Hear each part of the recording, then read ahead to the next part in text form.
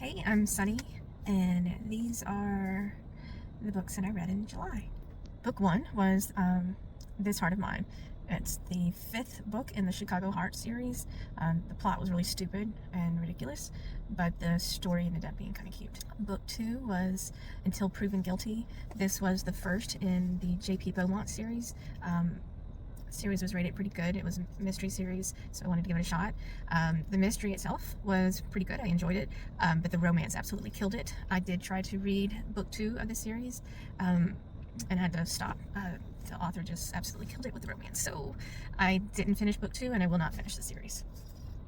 Book three was Magic Lies and Deadly Pies. This was book one in the Pies Before Guys mystery series. It was a cozy mystery, and it was very cute. It had a magical element. Book four was The Frozen People. This was the first in the, Allie Dawson series. This was a time travel mystery, and I really enjoyed it. Book five was A Good Day to Pie. This was the second in the Guys Before Pie series, and it was just another cute addition to the series. Book six was How to Solve Your Murder, or How to Solve Your Own Murder. This was number one in the Castle Knoll files. It was a little slow, and at a point it got a little confusing, but I liked it enough. I'm going to at least read the next book, or start it. Little Tiny Teeth, that was book 14 of the Gideon Oliver series. It's an archaeological mystery series. That part of it was good, but it took a really long time for that story to actually start, so kind of boring. Book 8 and 9 are the first and second book of the Body Farm series. So the first one is Carved in Bone, and it had a lot going on, and it's really interesting. It's based off of I think it's actually called the Body Farm. It's a place in Tennessee, and the author, I think, actually created the Body Farm. You'll have to check that out. But it was really good. And then the second one was Flesh and Bone. It was a bit grittier than the first one, but the second murder that takes place I thought was a little predictable. But I'm gonna keep going. I think it's interesting, the concept behind it.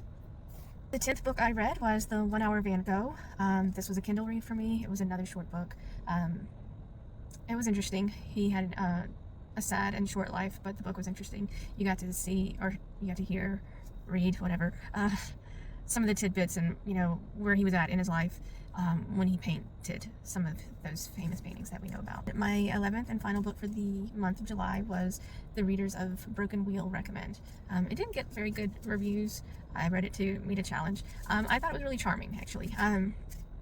You got to keep in mind that the book was not written in English originally. It was translated to English, so I think some things got lost in translation and it got a little confusing at one point. But it was a charming book, and it was a love letter to books. So anyway, I liked it. I enjoyed it a lot. Okay, well, to wrap up for July, I think my takeaway is from June to July, my numbers jumped significantly, and I think it's just finding the genre that you're into.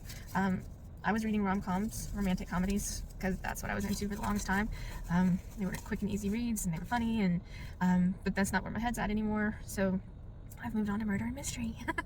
But that's where my head's at right now, and reading is fun, and it's enjoyable, and it's a great escape. So I hope you find your genre, and if you have recommendations, I'm all ears. Monica, shout out to you. I did try to find the book that you recommended. I couldn't find it in my library. So I'm not looking to buy books. I'm looking to just check them out in my library. Anyway, so keep reading, keep recommending books, and if you read any of the books that I've read, I'd love to hear your views on it. I love a good book talk. Okay, have a great day, and see y'all in August.